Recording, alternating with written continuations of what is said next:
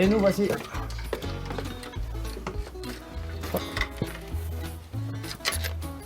Ah dis donc, on est carrément sur le toit là, d'école militaire.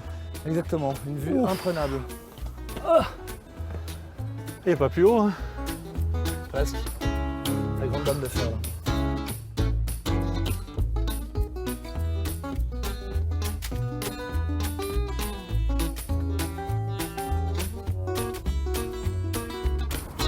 Ben, elles sont où tes ruches, Audric? Parce que là, moi, je vois la Tour Eiffel, la Défense, le front de Seine, Montmartre, où on était tout à l'heure. Elles sont où les ruches? Alors, les ruches, elles sont exposées au sud, sud-est, Elles sont de l'autre côté? pour prendre la lumière du matin. C'est très important, elles se réchauffent avant d'aller travailler, avant d'aller butiner.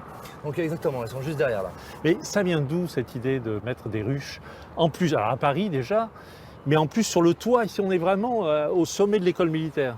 Alors, mes parents avaient une maison en Champagne, et puis moi j'ai commencé à cultiver la vigne, les arbres et le potager, les poules. Puis un jour je me suis dit, bah, la ruche c'est évident. Donc une ruche, puis 2 ruches, 3 ruches, une fois qu'on est piqué, bah, on ne peut plus s'arrêter. C'est le cas de le dire. Exactement. Sans mauvais jeu de mots. Ouais. Et un jour j'apprends qu'à Paris il y a des ruches au jardin du Luxembourg, sur les toits de l'Opéra. Je me suis dit, bah, pourquoi pas moi? J'étais en Sorbonne, en cours de philosophie. Oui. Je me suis dit, mais en sortant de mes cours, ça serait génial de pouvoir aller voir mes filles. Et Oui, puis... ben attends, je t'arrête parce que déjà pour rentrer dans l'école militaire, c'est pas facile, on vient de l'expérimenter, hein, faut montrer patte blanche.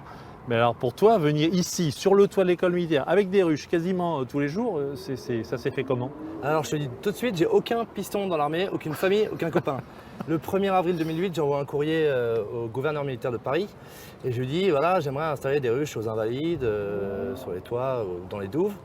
Il a répondu encore un fou. Pas de réponse. J'appelle 3 semaines plus tard le secrétaire, il me dit, attendez, c'est pas un officier potage qui faisait une blague? Et oui, il m'avait pris pour un fou. Donc je leur dis, mais non, c'est sérieux, voilà, on peut installer des abeilles, une race très douce, il n'y aura pas de problème, il y en a déjà au Luxembourg. Et puis petit à petit ça s'est fait, 1 ruche, 2 ruches, 3 ruches, puis l'école militaire, donc site merveilleux. Et pourquoi des ruches dans Paris? Déjà, ce que je remarque, c'est qu'en Champagne, je fais 20 kg par an par ruche. À Paris, on monte sans difficulté à 50-60. Parce que la ville ne stresse pas les abeilles. Alors, elles s'habituent à un bruit constant. On l'entend là. Oui. Oui, tout à fait, hein, on entend les camions. Et la deuxième chose, c'est quand on pense fleurs en ville, il faut penser arbres.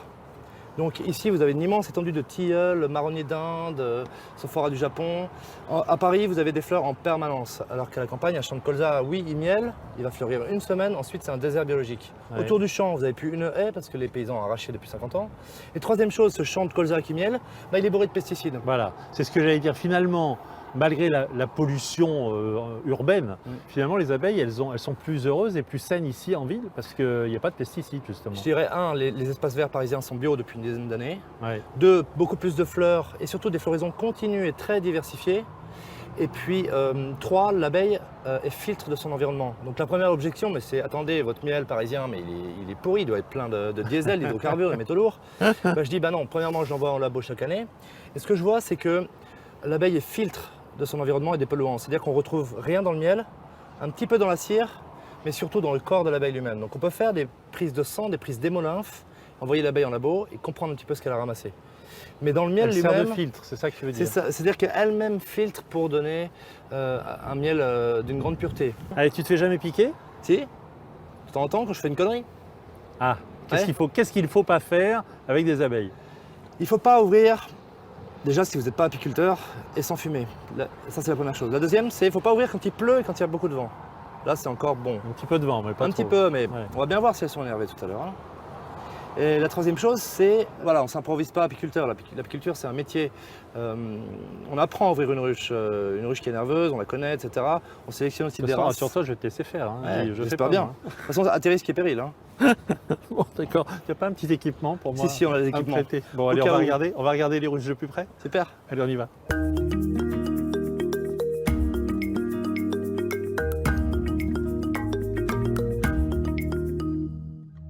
Ouais, alors là, je suis en train de faire de la fumée.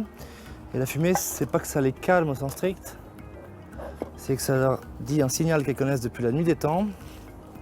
Ça leur dit incendie de forêt. Donc elles vont descendre dans la ruche, se gaver de miel, pour préparer un potentiel départ. Donc là, c'est des graminées séchées, notamment de la lavande. Voilà, donc la fumée, c'est important qu'elle soit blanche, épaisse et froide. Si tu fais de la fumée chaude, tu les énerves.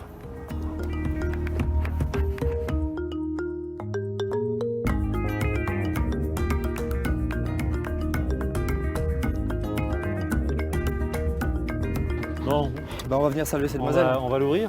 Je te confie ça une seconde. Je Allez. te dis on fume, tu en fumes. Au ras des cadres. Comme ça. Alors, J'y vais. je te dirai quand. Ça, c'est un isolant pour l'été comme l'hiver. Parce que l'été, quand il fait chaud, bah, On n'avait jamais ouvert une Ils ruche ont- non plus. Hein. ça, c'est ce qu'on appelle un nourrisseur. Par là qu'on leur donne du sirop si elles ont besoin. Par exemple, si on prélève trop de miel, on va leur redonner un peu de miel. Ou bien un sirop à base de sucre et d'eau pour leur redonner des réserves. Et pour le savoir, simplement, le meilleur moyen, c'est de soulever la ruche. Elle est bien lourde, donc selon moi, elle est prête à l'hiver, celle-là. Alors,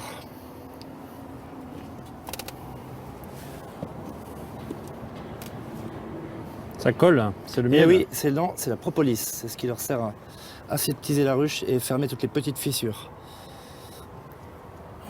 Là, tu mets pas de protection, rien. Bah, tant qu'elles ne me piquent pas, je ne veux pas dire qu'elles me connaissent, parce que ça reste des insectes sauvages, hein, mais je ne veux pas dire qu'elles me connaissent, mais voilà. Il y a une race très très douce hein, qu'on appelle la frère Adam. Il y a des races d'abeilles Tout à fait. qu'on connaît, qu'on a identifiées comme Exactement. étant Et plus puis- agressives, plus douces, plus. Et puis le terme abeille est un terme déjà très générique, c'est-à-dire que le mot abeille, ça recouvre au moins 1000 espèces en France. Il n'y a pas que l'abeille mellifère, l'abeille à miel qu'on connaît bien. Il y a toutes ses cousines, qui sont les abeilles solitaires, les bourdons, les osmies, etc. Ça, c'est un cadre de nourriture, on voit un peu de miel en haut, mais voilà. Là, on a du miel operculé, donc il est bon au stock, etc. Du miel qui est en cours de fabrication. Ici, on a du pollen. Ça bosse. Hein. Et là, on a Ça une travaille. amorce de cellules royales, tu vois. Une abeille avec du pollen ici. Donc, on va aller voir ces demoiselles. Elle continue à usiner sans broncher. Hein. Exactement, pour l'instant, tout va bien. C'est une période où elles sont un peu plus agressives ou un peu moins? Exactement, comme c'est la fin de l'été. Et vous voyez du pollen rouge là. Il y a du pollen rouge sur les pattes. À la fin de l'été, elles savent qu'il n'y a plus de fleurs l'hiver, donc je pense que c'est un ours qui vient piller, elles sont un peu plus agressives. Là, on a du couvain operculé, là, du couvain qui est à l'état de larve, donc ils sont en train de les nourrir à la gelée royale et un mélange de bouillie et de pollen. Là, c'est du pollen frais, tu vois, jaune. Il y a une- Ici, là, tant ton doigt ne bouge plus. Ici, il y a un mélange de miel et de pollen. Ça, c'est du miel operculé, donc qui est prêt à la conservation. Ok. Un joli rayon. Tends ton doigt. Ne bouge plus. Voici la reine, tu vois. Elle est un peu plus Ah, longue, un peu c'est plus elle. grosse. Ouais. Non, la vois comment tu la reconnais? Écoute, c'est un métier l'apiculteur. Hein. Oui, quand même. Ce qui me surprend le plus, tu vois, c'est qu'elle ne soit pas perturbée bien que tu enlèves. Ah, bah, ça commence là. Ah oui. Bon, il fait pas mauvais, il n'y a pas trop de vent, il n'y a pas de. Comment dire. Il pleut pas déjà. Hein. C'est une race très douce, comme je te l'ai dit. Alors, moi, je te propose tout simplement de mettre ton doigt là, par exemple. Tu peux goûter. Tu vois, elle a un goût très particulier. Pourquoi? Parce que quand on est en ville, pour penser fleurs, il faut penser arbres. Et les arbres Ouais. qui sont à Paris n'ont rien à faire en France, n'ont rien à faire en Europe.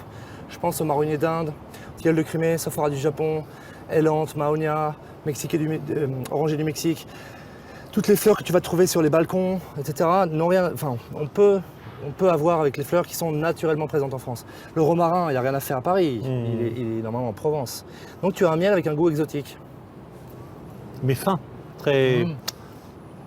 Tu as une entrée très vive avec des fruits rouges, griottes macérées, cerises. Tiens, vas-y, reprends. Oui. Et puis une finale menthol. Je dirais que, pour parler en œnologue, On a l'impression qu'il parle on de est, vin. voilà, on est sur un pinot en milieu de bouche et sur un Riesling en finale, tu vois. On sent le viticulteur. Hein. Qui veut goûter? On sent le viticulteur.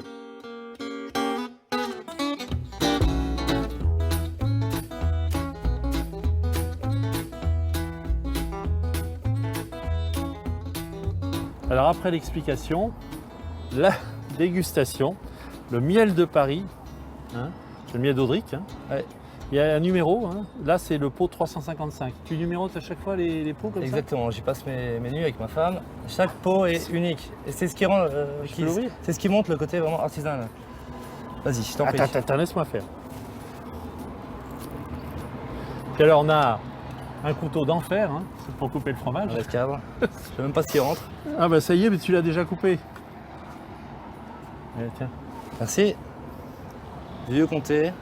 On trempe dedans, comment on peux, fait ouais. Bon, on va tremper dedans. Hein. C'est justement. Merci. Qu'est-ce que c'est bon? Voilà, pour moi, le miel de Paris, avec son goût exotique, il est vraiment idéal sur du fromage, notamment le vieux comté, le pecorino. On aura mangé du vieux comté au miel sur le toit de l'école militaire à Paris. Pas beau, ça? Notamment, avec une vue, couper le souffle. Voilà, ça c'est Terre de France. Où est-ce qu'on va aller après? Je pense qu'on va aller... Vous voyez la tour Eiffel? Regarde, tourne, tu vas voir. Tu vas aller voir la tour Eiffel. Bah, juste derrière, il y a le palais de Chaillot, Trocadéro. Bah, le prochain rendez-vous, il est là. Écoute, merci beaucoup. Bravo pour toutes ces explications Avec et joie. puis cette dégustation aussi. Avec joie, là, t'es le franchement, on se bienvenu. régale, hein. T'es le bienvenu. Merci beaucoup. Je t'en prie.